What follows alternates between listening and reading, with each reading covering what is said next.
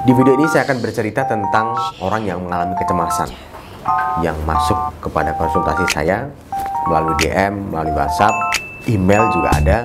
Dan ini saya akan bacakan dua ya, mewakili dari beberapa kecemasan yang sering masuk di dalam chat saya.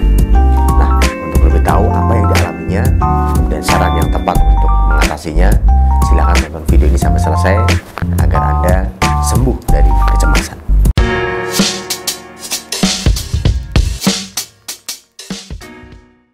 Assalamualaikum warahmatullahi wabarakatuh.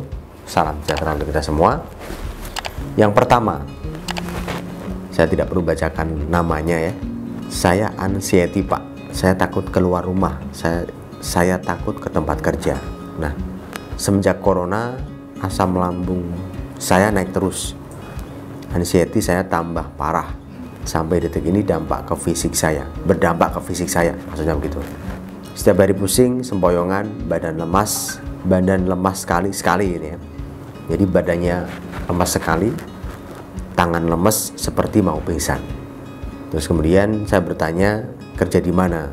Saya kerja di toko di mall Pak.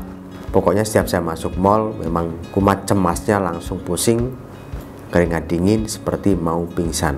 Saya takut sekali. Nah, ini adalah hal yang bisa disebabkan karena trauma atau mungkin kejadian masa lalu yang bikin dia menjadi cemas.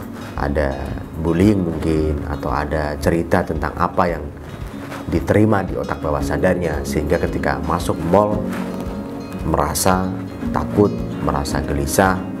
Apalagi mungkin dulu pernah kerja di mall dan mallnya kebakaran, atau mungkin mallnya ambruk dan dia masih selamat, sehingga ada trauma yang masih terpendam di dalam bawah sadarnya.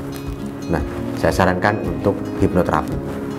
Dengan niat sungguh-sungguh, akhirnya dia berhasil untuk mengatur dirinya, mengatur bawah sadarnya dan pikiran sadarnya, sehingga respon tubuh ketika masuk mall jadi tenang, jadi nyaman. Kemudian yang kedua, ada konsul yang masuk ke saya, yaitu dari seseorang yang tidak perlu saya sebut namanya. Tolong saya takut mati. Kalau saya mati, anak-anak kasihan. Sepertinya saya ini depresi karena Mbak, sepertinya saya ini depresi. Oh, mungkin saya dianggap ibu ya. Mbak, sepertinya saya ini depresi karena terlalu banyak masalahku selama ini.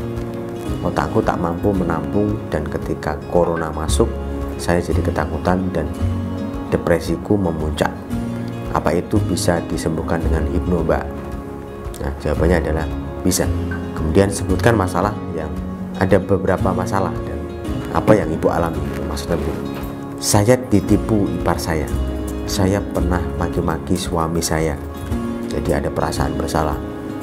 Kemudian saya bermasalah dengan om saya, kemudian saya bertengkar dengan mertua saya barusan lagi ditipu orang 16 juta. Nah, ini adalah kecemasan yang banyak sekali ditimbulkan karena beberapa hal.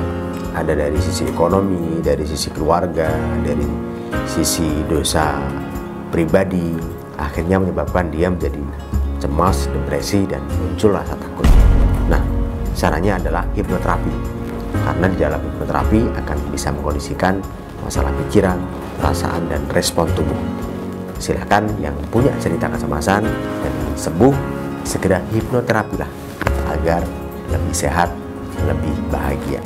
Terima kasih dan Assalamualaikum warahmatullahi wabarakatuh.